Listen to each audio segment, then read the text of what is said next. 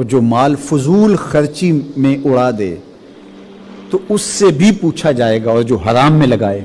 سراسر حرام میں لگائے، اس مال سے عیش و عشرت کرے، اس مال سے رشوت دے کے کسی کا حق چھینے، اس مال سے کسی پر ظلم کروائے، کسی پر زیادتی کروائے، تو کیا اس کو حساب نہیں دینا پڑے گا؟ تو ایک ایک پائی کا حساب دینا پڑے گا، ایک ایک پیسے کا حساب دینا پڑے گا۔ تو مال کے بارے میں یہ دو سوال کیے جائیں گے، کمایا کیسے اور خرچ کیسے کیا۔ اور چوتھا سوال جو قیامت کے دن ہر بندے سے پوچھا جائے گا اور اس کے جواب دیے بغیر وہ موقف حساب سے ہٹ نہیں سکے گا، وہ یہ ہے وَعَنْ عِلْمِهِ مَاذَا عَمِلَ فِيهِ، اس کے علم کے بارے میں پوچھا جائے گا کہ تو نے علم پر کہاں تک عمل کیا۔ ضروریات دین کا علم سیکھنا لازم اور واجب ہے، ضروری ہے۔ تفصیلی علوم سیکھنے تو وہ فرض کفایہ ہیں، محلے میں، بستی میں، علاقے میں ایک آدمی تفصیلی علوم سیکھ لے تو کافی ہوگا، باقیوں کی کفایت ہو جائے گی۔ لیکن اگر کسی علاقے میں، کسی شہر میں ایک بھی عالم نہ ہو تو سب گناہ گار ہوں گے۔ لیکن جو ضروریات دین ہیں، حلال کیا ہے، حرام کیا ہے، آپ نماز پڑھتے ہیں اس کے مسائل کیا ہیں، وضو کے مسائل کیا ہیں، آپ کاروبار کرتے ہیں تو کاروبار میں جو ہے وہ حلال حرام کیا ہے، اسی طرح حج کرنے جا رہے ہیں تو حج کے بارے میں آپ کو احکام معلوم ہونے چاہیے، زکوٰۃ کے حوالے سے احکام معلوم ہونے چاہیے، روزے کے بارے میں، روزے کے نواقص کیا ہیں، اور روزہ جو ہے وہ اس کا وقت کیا ہونا چاہیے اور اس کا اختتامی وقت کیا ہونا چاہیے، یہ ساری وہ چیزیں ہیں کہ جو ہمیں جاننی چاہیے۔ اور اس کے علاوہ بہت ساری چیزیں ہیں جو ہماری زندگی کے اندر شامل ہیں اور اس کے بغیر ہمارا گزارا نہیں ہے۔ تو بہت سارے لوگ ہیں کہ وہ بہت ساری چیزیں جانتے تو ہوتے ہیں لیکن ان کا عمل اس کے بارے میں نہیں ہوتا ہے۔ ان سے پوچھ لیں کہ یہ چیز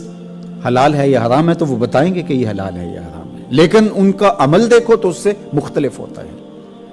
تو قیامت کے دن اللہ جل شانہ پوچھے گا کہ تو نے جو علم پڑھا، جو سیکھا، اس پہ عمل کہاں تک کیا۔ اچھا، ایک شخص ضروریات دین کا علم نہیں سیکھتا تو اس کو بھی اللہ کے حضور اس کا جواب دینا پڑے گا، اور جو سیکھ کر عمل نہیں کرتا اس کو بھی جواب دینا پڑے گا۔ اب ضروریات دین سے علاوہ تفصیلی علوم جس طرح علماء ہیں تو اس حوالے سے پھر وہ زیادہ ماخوذ ہوں گے، چونکہ ان کی معلومات بہت زیادہ وسیع ہیں، وہ تفصیلات جانتے ہوتے ہیں، جزیات جانتے ہوتے ہیں، تو ان کی ذمہ داریاں پھر فضول ہو جاتی ہیں کہ وہ سمجھیں کہ ہم نے اللہ کے حضور ایک ایک چیز کا جواب دینا ہے۔ اسی لیے اعلی حضرت عظیم البرکت نے طبقہ علماء کو نصیحت کرتے ہوئے کہا کہ اگر تم نے مکروہ تنزیہیہ کا ارتکاب کیا تو لوگ مکروہ تحریمیہ میں مبتلا ہو جائیں گے، اور اگر تم نے مکروہ تحریمیہ کا ارتکاب کیا تو لوگ حرام میں پڑ جائیں گے۔ اور اسی طرح فرمایا کہ اگر تم نے مستحبات چھوڑے تو لوگ سنن چھوڑ دیں گے، تم نے سنن چھوڑی تو لوگ واجب ترک کر دیں گے، تم نے واجبات ترک کیے تو لوگ فرض ترک کر دیں گے۔ تو اس لیے یہ طبقہ زیادہ ذمہ دار پھر بن جاتا ہے، چونکہ لوگ ان کو دیکھ کر کے جو ہے وہ اپنے قبلے درست کرتے ہیں، اپنے عمل کو ٹھیک کرتے ہیں۔ ان کا خراب ہو جانا، ان کا صحیح ہو جانا لوگوں کے خراب اور صحیح ہو جانے کا ذریعہ ہوتا ہے۔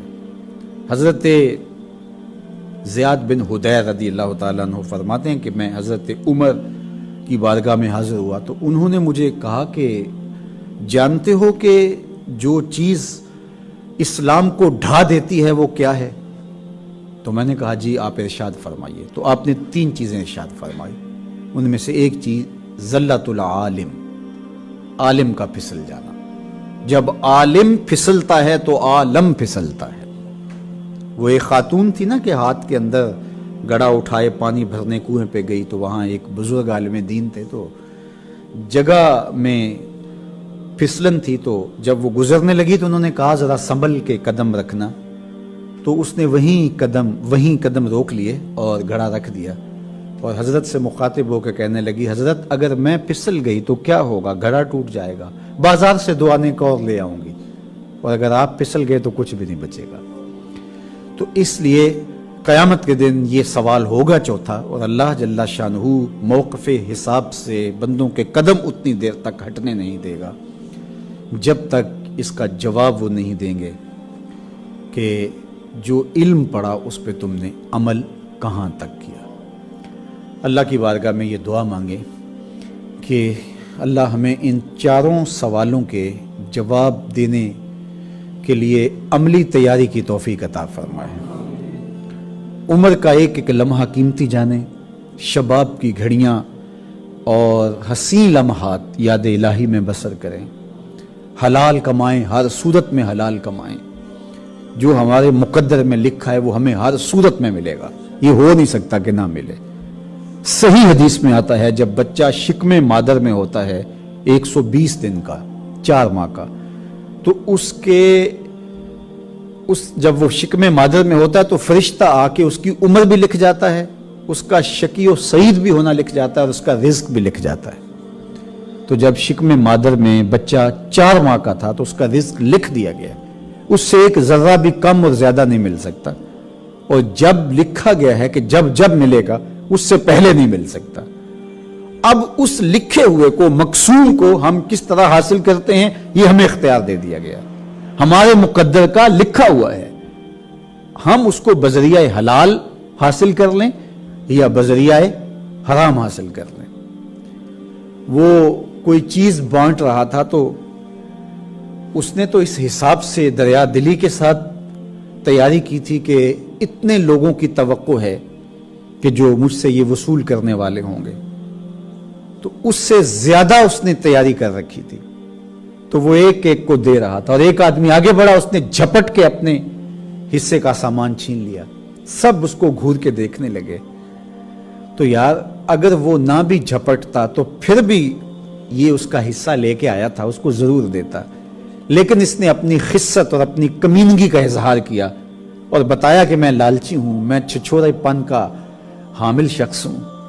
تو میری قسمت کا جو تھا اور تیرے ہاتھ سے میرے مالک نے مجھے دلوانا تھا، میں اس پہ صبر نہیں کر سکا اور میں نے یوں جھپٹ کے چھین کے لے لیا۔ تو اللہ نے مخلوق کو پیدا کیا ہے، ان کا حصہ لکھا ہے کتنا ہوگا، اب کوئی اللہ کی رضا کے دائرے میں رہ کے اس کی مرضی کے مطابق حاصل کرے تو اللہ کی رحمتیں برستی ہیں، اور اگر وہ حرام ذریعے سے حاصل کرے تو اللہ کی ناراضگی مول لیتا ہے۔ ملے گا بہرحال وہی جو ہمارا مقسوم ہے، لیکن اب ہماری مرضی ہے کہ ہم اس کو کس طرح حاصل کرتے ہیں۔